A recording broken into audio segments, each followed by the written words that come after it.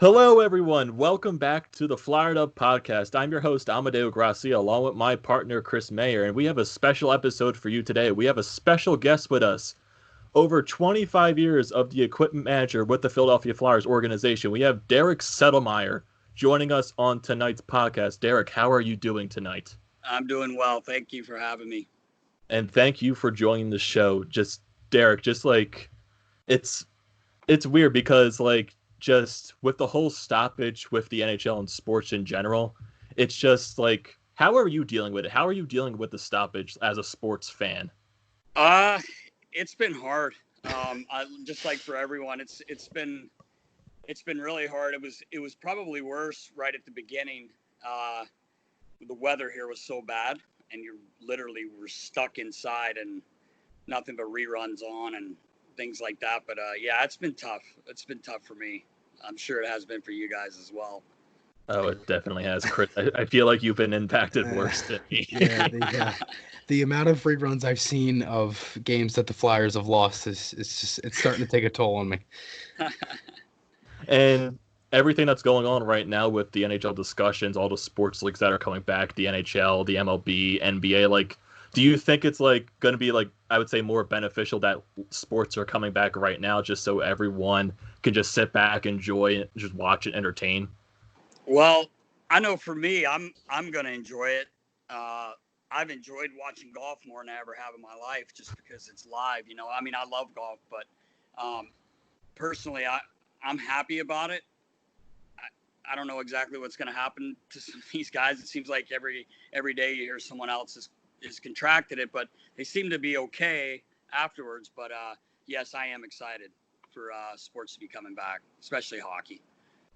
And what are your thoughts going on right now with the whole CBA contract talk? Since they're talking about they're going to extend it right now, possibly till 2026, a possibility of going to the Olympics in 2022 and 2026. So, do you think getting that CBA extension, even though there's that whole problem with the escrow situation with the players, do you think that's really beneficial that they're getting that extension regardless of all those problems that the players have?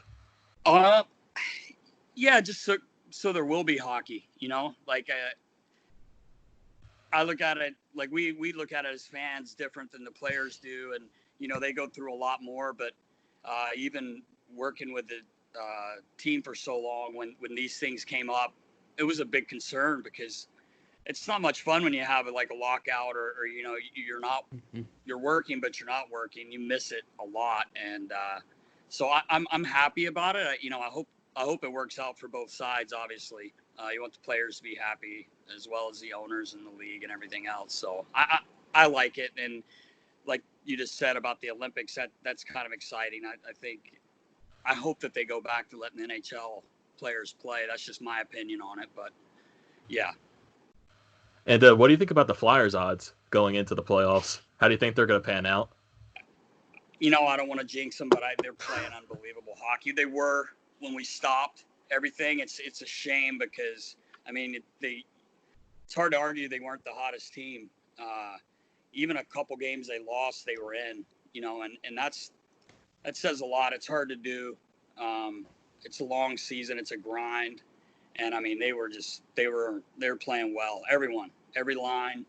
I mean, you watch them play. I'm like, they're not going to lose. I think they won 9 in a row. I think I was with them the first 4, and then afterwards they ran another 5 off, and they just looked great. Even the one game they lost, I think it was at the end, if I'm not mistaken. I think it was Boston. You guys Yeah, were probably. Boston. Yes, it Hmm. was. I mean, that could have gone either way. I mean, It was a you two could have been. nothing game. Yeah. Yeah. I mean, I love their odds. This team, like you could tell, even in the beginning of the season, we weren't on fire. They weren't on fire, but just the chemistry and the way the group was together, you could see it, and it started, snowballing and in a Yeah. positive direction. And I think they're going to pick off from where they left off. Yeah, I agree. Personally, that's just my opinion, and I Yeah, hope. and honestly, like it's the same thing as fans. I mean, obviously, you have the closer eyes there looking at it, from the bench. But it's as fans, it was like it's been so long, like since we've seen a team like this. Like How long has it been since you felt like that like this team could go somewhere? It had to Well, be 2010, right? 2010. I'll never forget 2010 when we won that game against New York to get in. I remember the shootout. Obviously, you guys probably, even though you're so young, you already reminded me of that. How old I am. I just remember that night after we won that game. I thought we had a really good team. It was crazy that we just snuck in because we really had our team was really good, all four lines, and it was more of 4D, and the two extra didn't get a lot of time, but when they were out there, they played well. Like Prongs took up so much ice time. Him and Matty Carl, and then you had Chemo and Kobe, and they played a lot. But I remember Claude saying that night, he was a young kid then, he's like, we can win. Like, we're this is how good we are. And this is a kid saying that at the time, and I really felt that way then. And I mean, I can't say that I'm always a positive person. So like, whenever we made the playoffs, I'm like, we got a shot, because you do. And all 16 teams have a shot. Yeah. You limp into the playoffs. You're not feeling that great. I understand. And you don't finish first. People think there's no shot. But I mean, that year we could have easily been the 8th seed. I know we ended up the 7th that year. But this team, though, basically to answer your question, I mean, yeah, I think it's the best team the Flyers have had in a while. I really do. And Chris and me have been talking about this a while. Like, this Flyers team just feels different. Like, the team itself, like, we all know the past few years, like, since, like, the 2014 season, like, it's been up and down, like, in the playoffs, missing the playoffs, or it's just basically a stretch of mediocrity. But for some reason, this season, it just felt different. Like, everyone was clicking with each other. Like, from your standpoint, like, being there, like, being in the locker room with the players and the coaches, like, what could you give a sense that this team was different, that they were going to get out of that stretch of mediocrity and be as good as they were this year? I think it's a lot of things that you see when you're inside like that. I loved Dave Hackstall. He was awesome. Human being, good coach and everything. And Elaine he's got a different approach. He's very confident. Not that Hack wasn't, he was. I love Hack. Like, I'm definitely not, I know he took a beating from people around here, which, it sucks when you're on the inside like me and the kind of person they are. But anyway, Elaine, like, really, it took a little bit of time because you gotta, these guys gotta learn his way. Hazy knew because he played for him in New York, but like, Elaine obviously had a lot to do with it. I think, like, Kevin Hayes was a big pickup, man. Like, this guy's a good player. I mean, I'm not a scout, but I mean, I've been around the game a long time, and his presence in the locker room is huge. He's a funny guy. He keeps it light. Jake's like that a lot too. Hazy's on a little different level. How are Lawton and TK? Are they like that too? How are Lawton and Konechny?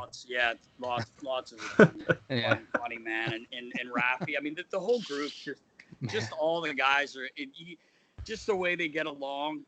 And not that we have had teams that didn't get along. Yeah. But you could just kind of see it, and just, I think it's a lot of those things. And when you start playing well and you get into a system, you can see the confidence. Oh, big deal. We got down a goal. No big deal, boys. Like, just little things like that. And I think, like I said, just the confidence, the younger guys getting better, Provy picking up Niski was huge. And I love Goody. Like, he's my guy, man. I talk to him once a week. He's my guy. But Niski was a huge pickup. I mean, just a lot of things, really, to be honest with you. And just, like, going, like, off the team too, like, what are, like, your thoughts on just seeing a young kid in Carter Hart, like, becoming into the league at 20 years old and getting that starting job, even though last year the Flyers had to go through 8 goaltenders and he happened to be one of them and he had to steal the show. And doing that, he's becoming basically the starter this season and he's doing a good job of it. and he's proving himself. He's going to be a star of the future. Like, what's it like seeing that kid at that young age just steal the net? He's amazing. He really is. He's you're around him, watching him prepare. It also helps having Brian Elliott. He's a great veteran, great guy, like, for a young player like that. He's a really good professional, really good pro, as the guys would say. But Carter is like, you watch him prepare. The thing I love about him is he doesn't get rattled. Yeah.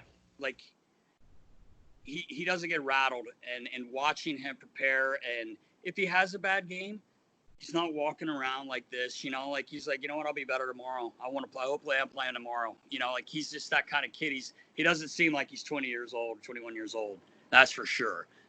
Just watching him, like, he's already a pro. I think he was taught that, from a younger age. Like, this started before he got here, obviously, because, I mean, he's had a pretty good career already. I'm not going to wood for him because, with things that goalies in Philadelphia, everybody says it's bad, but this kid's special. He's really special. And what do you think is going to be the toughest task for him in his first playoff? And granted that this is going to be the weirdest playoffs that we've ever experienced. Yeah, that's the thing that it's. When I was in the minor leagues, when I was in the American League there for a few years, we would have preseason games and there would be no one in the building, and it could have been we played in the skate zone where there were people, but we also played in Continental Airlines Arena years ago when the Devils still played there. And it's weird. Like, you hear everything. I don't know if you guys watch UFC, not to try to get off the subject, but you can hear everything that's going on. Like, it's going to be funny to see how they mic, like, it is mic because, hockey. Yeah. It's going to be a lot of stuff flying around, and it's kind of interesting. But back to your question, I honestly think once they get going, they're going to be fine. And I don't think anything really rattles Carter. So I think he'll be fine. And if something happens and there is a hiccup, which I don't think will happen, you've got Brian Elliott, and he's more than capable. Like, yeah, he really he's definitely proven himself as the shit. Yes, like I love Moose. He's one of my favorite guys, and he's a pro, and he's ready. I mean, you guys. When we made the playoffs a couple years ago against Pitt, he had no business playing. I mean, he was hurt. Yeah. And he battled, and he played, and, people don't understand that. But yeah, they're just sort of the inside things that you see. But it seemed like a lot of those guys that year had a lot of injuries. Yeah, there were. But the guys, they're not going to say anything. No. Excuses, that's they're just not going to do it, especially in this sport. But I don't think. Back to your question, I don't think it's going to rattle Carter. I think he'll be fine. And just like, what are your thoughts on the new playoff format, like with the play-in series, and then you got the round robin tournament, and then how that format's into the actual 16-team playoff format? Like, how do you think that's going to pan out? Because with the whole thing with the draft lottery, when a play-in team is going to get the first overall pick, it's crazy. We were talking about that yesterday. I was telling you guys earlier. I was playing golf with a few guys, and it's weird, but because at first, before I knew that's what they were doing, I'm like, okay, well, what are these teams going to be doing while these other guys are playing in? And then then the next day I found out what you just said. So it is strange, but I kind of like that there's more teams involved. I mean, it's more hockey. Exactly. Yeah. And I think it gives those teams who deservedly were in the top four, if I'm not mistaken, Boston, Tampa, Flyers, and Wash. They deserve to have a chance to see who's first because Flyers are 1 point behind, right? Yeah. Yep. When it ended. So, I mean, I think it's kind of neat that they're going to do that, and while the other teams play. So, it's interesting for sure. I don't know how it's going to play out, but I think it's cool. Like you said, it's more hockey, and I like that. So yeah, so do I. Watch, so yeah. It's interesting. I think they're ever going to throw one of the guys said they think they're going to play one preseason game. I don't know if you want to call it, but I don't know if that's true, but that's what one of the guys said. It was supposed to be like each team plays like one like exhibition game or something. Yeah. I think so. Yeah. Mm-hmm. Yeah, and it's funny too because they also said they're supposed to be up to like I think like 30 guys on a roster. Yeah, something yeah, like I know that. I know a lot of the boys are I think there's Is it only 30? I feel like it was 32, but I could be wrong.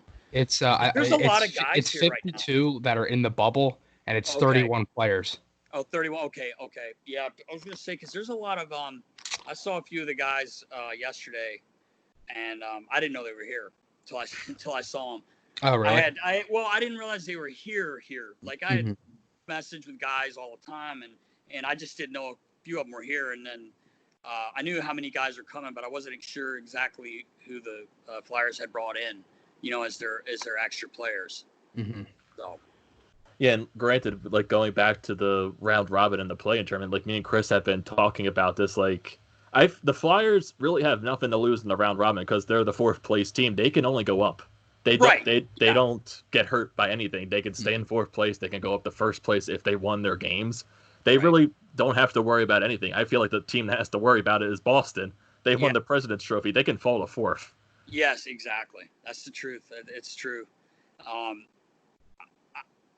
It's hard to say, obviously, because we've had such a break, but I just feel like I don't want to jinx the boys, but I just feel like the way they were playing, I honestly think they're going to pick right back up where they were. I mean, they're just confident.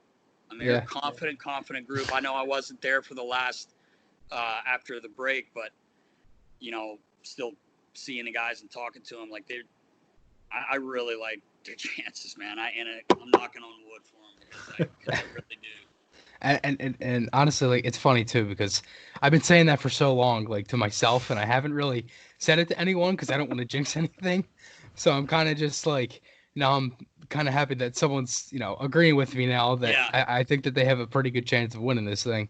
Yeah, I'm superstitious, so the fact that you got me to say that, that's why I'm knocking wood because I don't want to jinx anything, but I really honestly do believe that. I mean, you guys watch. I mean, they were. I mean, you can't argue the way they were playing. You can't. And I honestly said, every think line, every D man. I mean, both goalies. I mean, just playing awesome. And honestly, some nights it felt like they had 4 first lines out there, like the way they were playing. It's true, isn't it? Yeah. I mean, it was. I mean, those pickups of Tomer and Grant were huge. Yeah, they fit the mold so perfectly. It really did fit in. I mean, those guys. I don't really know either one of those guys well. But I'll tell you what, they looked like they had been on that team all year. Mm-hmm. I mean, the way they stepped in and and that's the way the management did their homework there because those guys they're what the Flyers needed. What I think I like. I'm old school. I like a hard team to play against, and I think if you got, I mean, it's my opinion, but look at the St. Louis Blues. That team's hard to play against last year, and this year. They don't have any. They're not out there fighting, but they're hard to play against. They finish their checks. I mean, even Washington and Vegas, that final 2 years ago, those teams are heavy hitting teams. Even Ovi, like you guys, Ovi finished checks. Yeah. That's a big man. Mm-hmm. And I just like that what Tomer and Grant bring to the lineup. Along with other guys that have a bit of a physical game. Haggy hits everything that moves. But like I think they fit in great. I really do.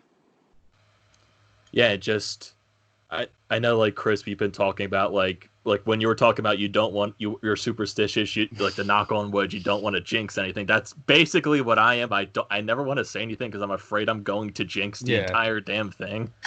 So it's like but I see what you mean. Like, I think everyone that's been watching this team this year, they know it's different.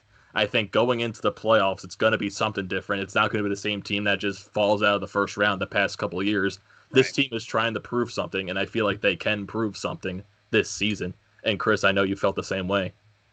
Dude, I felt that way since the preseason. I just knew that, like, to me, those first couple games, like, I think they went like 1-6 or 1-7 in the preseason. They only won like 1 game, and I said to myself, I was like, this is the time. I was like, because they're going to be underlooked, and they're going to lose all these games, and then they're going to go in here, and they're going to dominate. You might be the only person in Philadelphia that was saying that. Yeah. They were probably calling for someone's head. And that was the thing. It was just like, Yeah, because everybody thought in the preseason just like last year. Yeah. And it was just, and I was just like, no, this is a different team, completely different team. And with the way they played in the first couple games, and then November being one of the best teams in the NHL, continued that really throughout the whole season. As we know, February they got hot again, and then March they were Yep. still hot then, and then sadly everything ended. But it was nuts, man. It was. It's fun to watch. I tell you, I'm so excited for him. I can't wait for it to get started. Definitely, it's gonna be an exciting time. And just like going like after the playoffs, like when the finals end. Like, how do you think hockey is going to be affected by this with the future? Because there's definitely not going to be a normal for a while in sports. So like, how do you Yeah, think it's going to affect the sport I, of hockey? we were like I said, I was playing golf with a couple of guys yesterday, and I was talking to Brian Boucher was with me, and he's got all the scoops, but we were talking about that. We were like, what do you do? Like, when do you start the season next year? How many games do you play? Because the guys want, I don't know how it all works out, but I don't know if you get all your money if you're only playing 60 games or 70, whatever it is. But I think they're going to try to pack in as many games as they can. But when do you start? How about these poor teams that didn't get in to the thing? Like, imagine being off until December. I don't know. Like, when It's been rumored that the first game of the season might be the Winter Classic. is that right? That's what's been rumored. Wow. I don't know if that's true, but it could be rumored. And that's going to be weird because they could do a Winter Classic with no fans. Basically, just a gigantic empty stadium. Yeah. Outdoors. At that point, it's like, what's the point? Yeah, what is the there isn't. There Yeah, isn't. because I think that the biggest thing is for the fans, really. Right, Mhm. exactly. And it is for the fans, even though they're so far away. I don't know Yeah. if there's a good seat. The there best is. seats where I was lucky enough to sit every time I did one was right there at Yep. it. But it's still fun. Everyone loves that. It is cool. I Yeah, watch every one that I wasn't at. It's just something different about being outdoors like that. Yeah, definitely. And like going off that too, like so like out of the outdoor games that you were there, like out of all of them, like what was your favorite one? Well, the one we won Yeah. last year, because Of course. we lost in Boston, we lost in Pitt. What else did we? Oh, we At lost home. at home to the Rangers, and we finally won that game. And it didn't look like I had some people coming in for to see me for skates, and like this guy, the one guy told me I have a banner in my shop, and he was like, I left the game early. I was like, what? I said, you're a typical Philly fan. You leave early. But I mean, I don't blame him. It was raining. We're down 2. Oh yeah. Like I was just busting his chops. But that game was, no one expected that. No. You're down 3-1 or whatever it was. I think it was 3-1. We ended up winning. Yeah. But That was my favorite one because we won. That's It was funny. awful conditions in the third. Oh my gosh, Oh. guys couldn't see. We ran out of towel. Like there was just nothing. Guys, they couldn't see. Everyone had their visors up, and I can't see. There's nothing we can do. You can't. Jake's yelling, "Take my visor off!" I'm like, You can't take your visor off, man. It's funny when you. It was crazy. It was crazy. It's funny when you mention fans leaving during the stadium series, because one of my friends was there when I was at the game, and he told me like, "Oh, the Flyers are losing. It's pouring. I'm getting out of here." Yeah. And, like, as he leaves, as he's driving over the Walt Whitman back home, then you see the Flyers score a goal, and then they tie the game. It's just win the game in overtime, and then he goes on to YouTube in his Flyers jersey. He's like, I'm the jerk off that left the stadium. I know another one. He came in my shop. Yeah, dude, there's so many stories of that. Like I was texting people that night. Like I wasn't at the game, and I was texting people, and they were like, "Oh, I left early and all this stuff." I'm like, how do you leave early? Because I did that one time, and it wasn't an outdoor game. It was just a regular home game. I believe it was 2 years ago. They were playing, I think, the Coyotes, and me and my dad were driving in the car. And or no, sorry, we were walking out and they scored because the horn was so loud you could hear it. You could hear it, yeah. Yep. Yeah, and then we're in the car and they tied it. I'm like, oh, that's great. They ended up losing in overtime, but I was like, man, like, it's just my luck. Yeah, I thought you were gonna say there were a few years back. It's been a while, but we were down, or the Flyers were down I think we were down 4 going into the third against the Hurricanes, and we scored 5 goals. I was at that game. You were. I was thought at that was game. what you were gonna say. Yeah. Oh, they were down 4. You know, And then you guys left, but it was a different game. But yeah, I was at that remember game. us like laughing afterwards, going, "How many people laughed? Like, I wish I knew how many people." And could you blame them? You're down. No. You know, you're down 4 goals. Like, Yeah. I think we were losing 5-1. Yeah, they were down 5-1. They came back. Came back and won. It was unbelievable. Yeah. Unbelievable. I was one of the lucky ones at the Stadium Series to actually sit like on the top level where you were covered by the overhead. So I did not get wet at all. So I was thankful for that. And then I just see like everyone around me leaving. So hey, I actually have some open space to sit. But why are you leaving? Yeah. Oh, that was a good one. That was my favorite one. Boston. They were all fun. Like, don't get me wrong, but I guess that one because we won. But Boston, that was really cool because that was only the second Winter Classic game that had been played at that point, and it was really cool being in Fenway. That was fun too. We lost in overtime. We got a point out of it. At least. Yeah. What was the 2012 one like? Because that one was the real heartbreaker because you got the Danny Briere penalty shot at the end of the game. You know he's money too, right? Like you just know he's scoring. Like and he didn't, but and we were up 2-0 in that game. Yeah. Yep. That was Shen's first NHL goal. Yeah. Mike Rupp scored. I think he scored 2. God. And then he did the Yager salute. And he did that, and all the boys were losing it. They were so mad. Yeah, I remember Hartsey. I think actually there was a clip the other day I saw just on Instagram, and it was like those things they have mic'd up trash talking. Yep. So the guys are in a huddle. G's telling guys where to go, and he's mic'd, and Hartsey says, Scott Hartnell says, we got to take care of this Rupp. Said something to that effect, and G's like trying to. He's like, "What do you do?" and they're having this conversation. He's like, "He did Yogg's salute," and then they line up and they're all just talking to each other like, "That's bull," that's should be doing that. Respect the man, blah blah blah. It was pretty funny, but we lost that one. We were up 2-0 in that game too, and Bob played.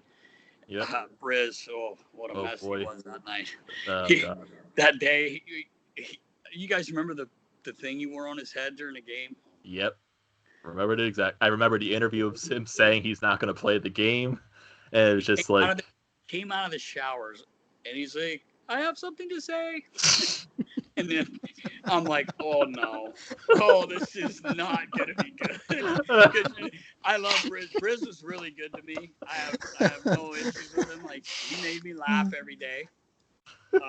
Just the way he talked, and he'd sit in my office and just give me crap about everything. Whatever, nothing to do with me. Just whatever he saw, he didn't like it. And I'd just be like, Briz, just get out of my office. Let me do my paperwork before you go on the ice. And then he'd go down. I swear, he'd go down the hallway. It was a different setup then at the skate zone before we redid it. And he would yell my name until I answered him. Oh God! So I would stop answering, and he called me Nastia, not nasty. He called. I think, if I'm not mistaken, it's Natalie or something in Russian. So he was calling me a girl, basically. So he was kind of making fun of me. So Yog started calling me Nastia. That's what he called me. So he would yell that like loud, and I stopped answering him, and then one of the guys would be like, Nasty, get down here. Like, come answer him so he'll shut up, So I'd come down the hall and be like, what? And he'd be like, do I look big today? I'm like, yes, you look huge, dude. Nothing's going in the net. Okay, thank you. And he'd walk away. I was just being hard-headed, though, because he just screamed my name. So I'm like, I'm not going down there. But he was a trip. He was a trip, that's for sure. That's amazing. It's just like, I know what the whole thing with Brizgalov, like how much of a goofball he was with the press and stuff, but like hearing that story, like I knew he was just a goofball. And I remember Chris, I think you know what the podcast name is, that when they interviewed Chris Pronger and how they talked about Ilya Brizgalov. Yeah, on how chicklets, yeah. On how the press conference and how he came to Philadelphia, that changed the way he was because he got a little overheaded with the press and all that. So, like, I know he was the big goofball in like the whole HBO series 24/7. Really overboarded. Yeah, you know what? Really though, that's just how he was. I don't think he wasn't acting because he was like that when there weren't cameras around. You know, he's just goofy, funny. I think he's a pretty happy guy. You know, like just funny, and he was easy to deal with as a goalie. Like, I mean, he really was. He was simple. Like he never had any issues with his gear. Like, you know, you get goalies that have a lot of issues all the time just because they're, you know, a little goofy. You know, everybody says that about goalies. I mean, they're my favorites. I love the goalies because I guess maybe because my dad was kind of a goalie. And he's crazy because he's 5'5" standing there having bullets shot at him. But Briz was just he was wacky, you know, like just a wacky, funny guy. Yeah, definitely. And just I want to like talk about more the like when before you started becoming more of the Flyers and you were with the Philadelphia Phantoms when they were still playing at the Spectrum, and just like how you went through winning 2 Calder Cups down with the Phantoms in '98 and 2005. Just like how is it like transitioning into the organization, becoming the head equipment manager with the Phantoms, and just like what the atmosphere was like down in the AHL in regards to the NHL? Well, it was so I had started in Florida as I was the third guy, basically third equipment guy. Worked under my dad and Tim Leroy, who's the head guy in Columbus now. So I was there for a year, then Flyers for 2 as the third guy, basically assistant equipment, and then I went there. So it was Mr. Clark, Bob Clark said, if you want to do it here, you gotta go there and learn, you know, being in charge and all that stuff. And it wasn't that tough of a transition because I watched my dad closely, everything he did, and the Flyers are such a good organization, and they didn't skip things. They let it. We had 2 sets of equipment, just like the Flyers did. NHL, like, you know, most NHL teams do now, unless they're in the same building all the time. But we had 2 sets of gear. They just made everything easy. They weren't cheap, you know, and if you guys, well, you guys weren't even alive for the first one, I don't think. But I can't remember. I know they set records for attendance the first few years. I mean, it was like, honestly, you were spoiled because I was used to it being packed for the Flyers, and now I'm in the American League. I'm like looking around. There's 16. They average like 16,000 a night. You know, we had like 10 sellouts that first year, I think. And we had a really good team too. Won close to 50 games that year. I think we won 49 games. But the transition was a little different from flying everywhere. You know, now you're on a bus playing 3-3. That's harder on the players. That's tough. People don't realize. I mean, that's hard. Yeah. Like, it's hard on that Sunday when you've played 2 games and you're playing earlier usually on Sunday. You know, you play 7 and 7 or 7:30 the next day. On Sundays, you're playing at 4 or 5. Yeah. You don't even have 24 hours. And the guys that do that, it's wild, man. I know I would be tired, and I was a young kid, and I'm not. People know me. I'm a pretty hyper guy. I don't get tired easily, but I would be a little tired. I would just be thinking, like, how do these guys feel? Like, how in the world, you know, like, and back then you guys know the game was different. Like, it was it was a different game. Like, it was a lot more crazy stuff going on, you know, fights. Like, I mean, you know, there were 3 fights a night at least, because we always had a tough team, because Billy Barber was the first coach, and he made sure we had Frankie the Animal, Dave McIsaac. I mean, there was tons of guys, Jason Bowen. We had a lot of tough guys. They're a scary team, the Phantoms, you know, for a while, for a long time. And the game kind of started changing a little bit, but it was, I wouldn't trade that time for anything. I learned a lot, and whenever you win, you know, something, and I mean, it wasn't a Stanley Cup, but it felt like it, you know, like when you win like that. And we were lucky because we won both at home in front of sellout crowds. In the Spectrum in '98 was sold out. Center was sold out, you know, when we won in 2005. What a team that was. I mean, that might be the best American League team in history. Obviously, it was the lockout year, but I know Tampa's affiliate. Where were they that year? They had they were in Norfolk, Virginia, right? I think they were Yeah, I no think fork at so. the They time. were really, they won. I think they broke our streak of so many wins in a row that we had held in 2005. I don't remember the exact number, but it was up there. Like, but it was awesome. It really was.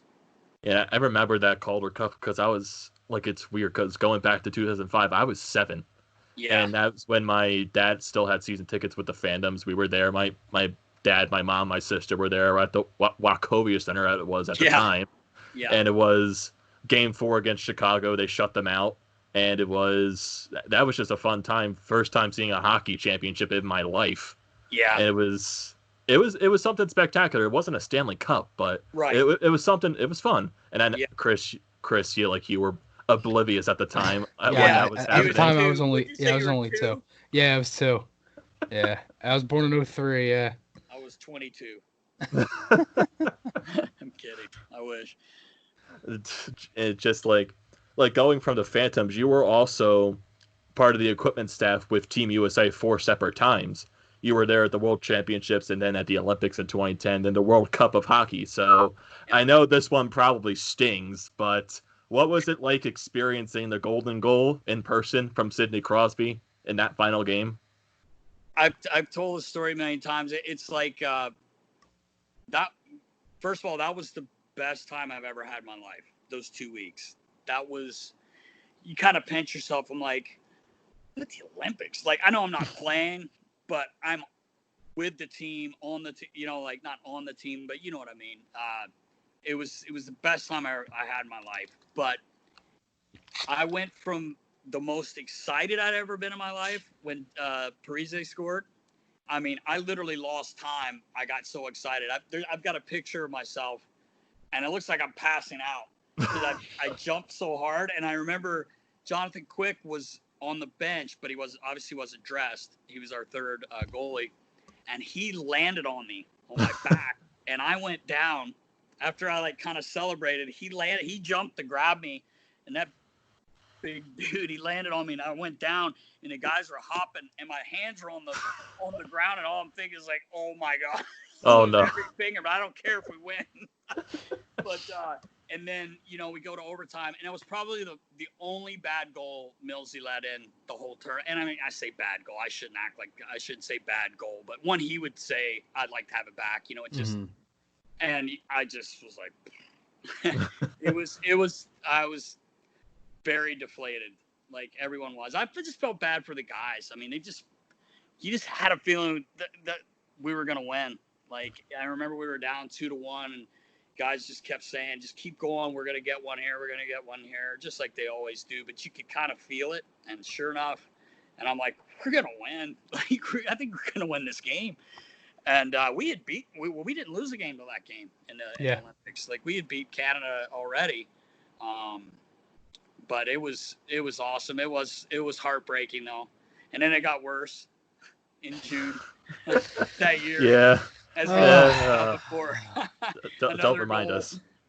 Oh man. Yeah, like I know I was in there in the stands when they lost the cup, but being on the bench, I'm sure it's probably worse when they look.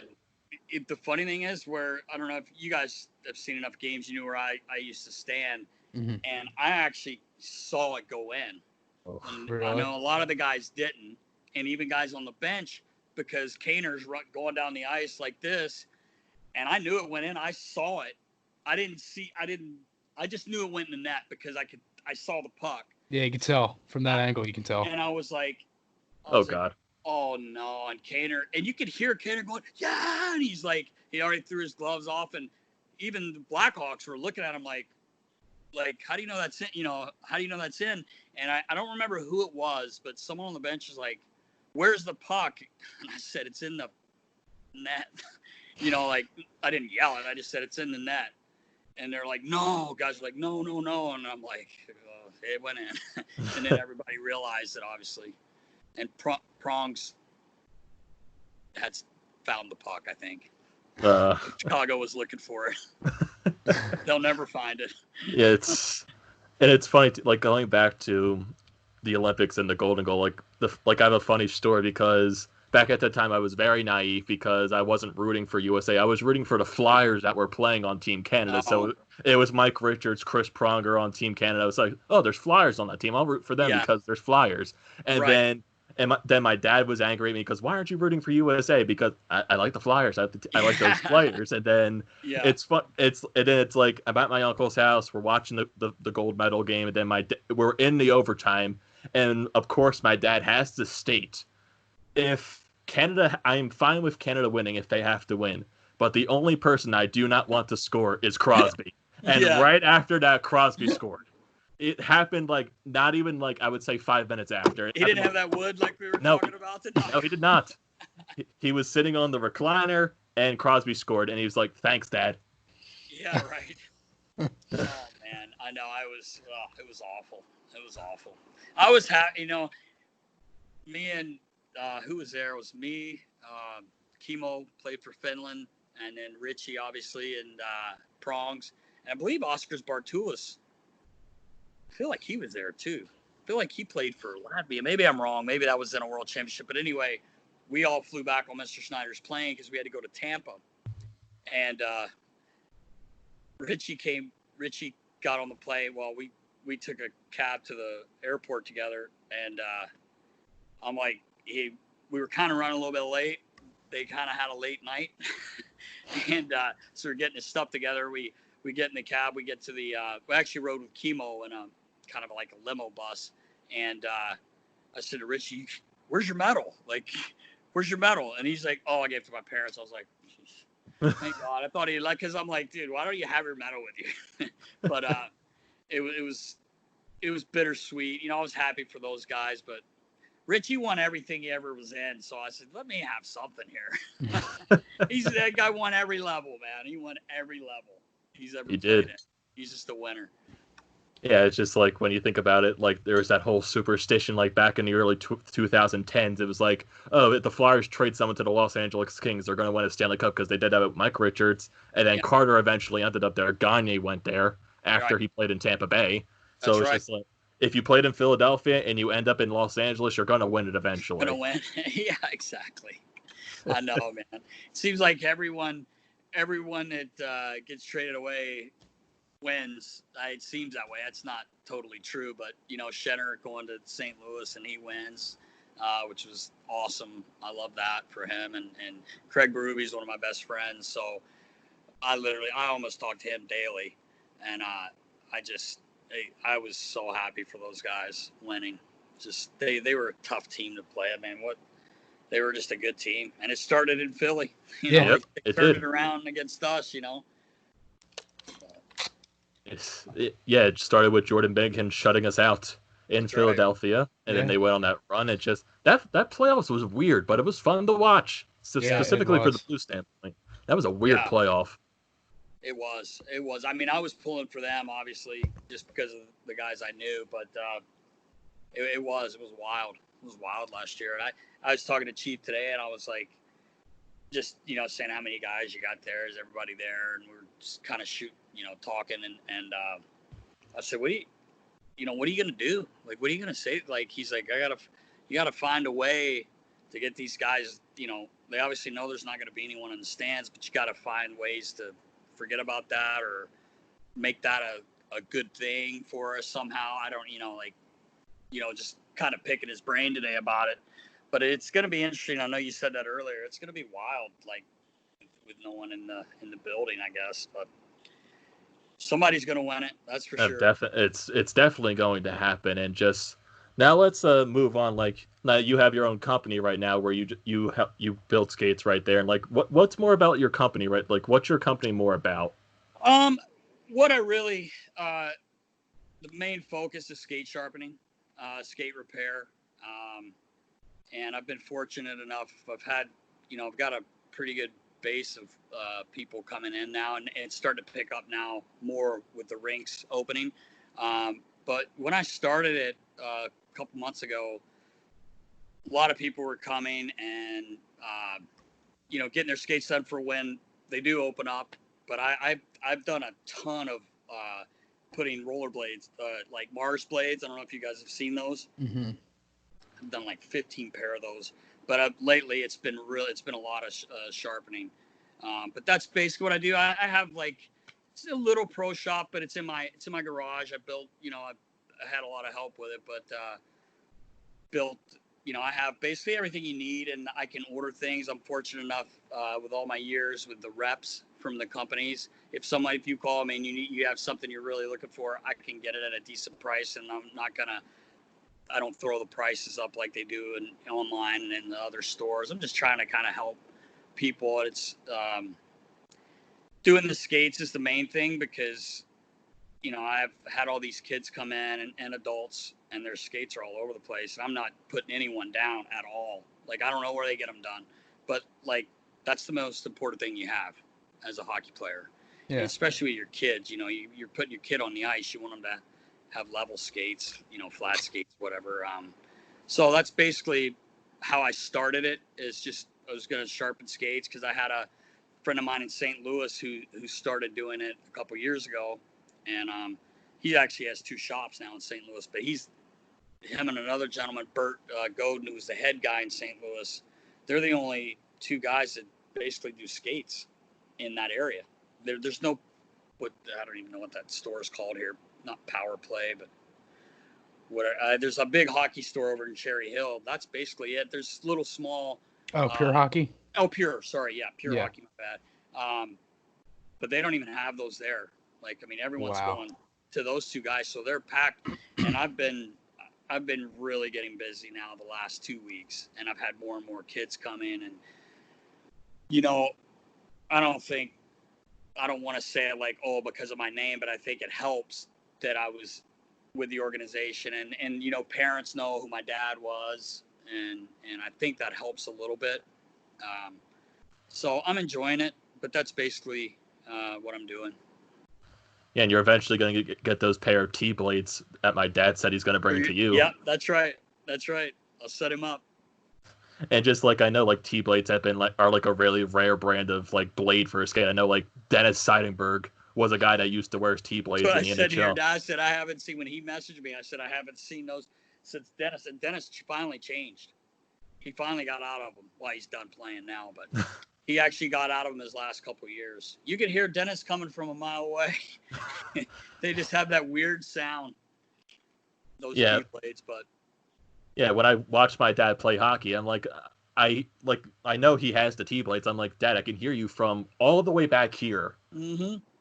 It's just like your skates are loud. I know, that's so strange, and it's just such a little area that's hitting the ice of steel. Like it's just the weirdest thing. But Dennis loved him. He was the only guy I ever had him, and then your dad messaged me about that, and I was like, man, like. Dennis Seidenberg? Maybe he's probably got a ton of them sitting there. He actually probably does. I said, he finally changed because I profiled 2 summers ago. It was 2 summers ago. I actually profiled a few pair of blades for him, regular, and sharpened them for him. And I was like, you finally did? He goes, yeah, as I'm finishing, as I'm done. I said, well, at least you finally changed. Definitely. And it's just like it's like you said, just seeing that weird thin little blade, and it manages to do all that. Like you can skate with it fine, and then like it just why is it so loud? I know it doesn't. I have no idea. It makes 0 sense to me, but it's crazy. Yeah, it definitely is very crazy, and it's just like since you started this company, like have any like other NHL player like come to you like for help like when they need skate repairs or anything like that, or I have had a couple guys. With steel, with profiling and sharpening, and then sending them back to them. Yeah, I have. I've had guys, that weren't in town doing that. So, it's interesting. I'm not sure how I'm going to go, which way I'm going right now. I'm kind of in a holding pattern. I can't do much right now. I have a couple offers on the table, kind of, but I don't know what I'm doing. So I'm either gonna go that way and then have a real shop, or if something that I like opens up for me, I might do that. So it's kind of weird. I've put a lot more into my shop now than I thought I was going to, but I'm enjoying it, and it's actually fun. Like I don't know if that's the word, but it's kind of fun. Like the kids that are coming in and they see the stuff I have and they're asking questions, and I like talk. I love talking hockey and telling stories, and that's the biggest thing I miss right now is just things like that, and it's cool to like they ask about the players, and what's he use, what's his hollow, that's what I want. I had a little guy come in the other days. There's three brothers, and they all play, and the one's a goalie, and he wears 79. And his mask, it's really cool. He's got his dad had his mask painted. It's got Carter flipping the water how he does. That's the picture on the side. So Carter's going to sign it for the kid. The kid doesn't know. When his dad brings him, Carter's going to come over and surprise the kid. But he was like, what does Carter do his skates at? I'm like, half inch. He's like, that's what I want mine at. I'm like, you weigh like 60 pounds. You could probably go a little deep, but I did him, and it's funny. But a lot of kids ask that, but it's been fun, and I'm enjoying it right now. And definitely, so for the people that are listening right now, what's the name of your company, your skate shop, and where can they find it? Can they find it on social media?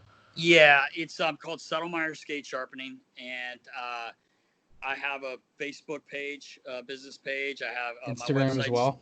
Yeah, www.settlemyreskatesharpening.com, and I have I have an Instagram page. I kind of put it on both just because I've got so many followers on the one normal one, and so I just kind of match it up. But yeah, you can see it online, and I'm just here. The shop, the address is on there, and I have a drop box. Some people drop them off because they go to work. They pick them up at the end of the day. I have people that set up appointments. I have an appointment thing online, and it's funny. I'll get a call. The only bad thing is sometimes I'll be playing golf. Been playing a lot of golf, and I'll get a call and be like, "Hey, can I swing by at 2?" I'm like, "It's 1:30. Nope." I mean, you can drop them off. But I've had people. I had a guy yesterday that drove from Lehigh Valley. I had 3 people drive from Lehigh Valley. I'm like, I have a mailing system. I feel bad. You're driving this for. Well, I want to check the shop out. I'm like, well, it's just my garage. It's nothing that great. But I've got jerseys, and I've got a lot of special helmets and some masks. I got Ray Emery's Russian mask that he wore when he was in Russia, and people love seeing that. And just the little things like that. I think the kids enjoy seeing. So it's been fun. And definitely, and it's just thank you for joining us on this episode. It's just we're getting to a long way right now. It's just just thank you for joining us. And do you have your personal Instagram? Do you have any personal I think it's D Nasty on Instagram? Yeah, D Nasty 54. Yep, D Nasty 54 on Instagram. Yep. Yeah, so people that are listening right now. Yeah, thank you. I said earlier, Chris, you sure you want to talk to me? He's like, no, I was like, I'm all right.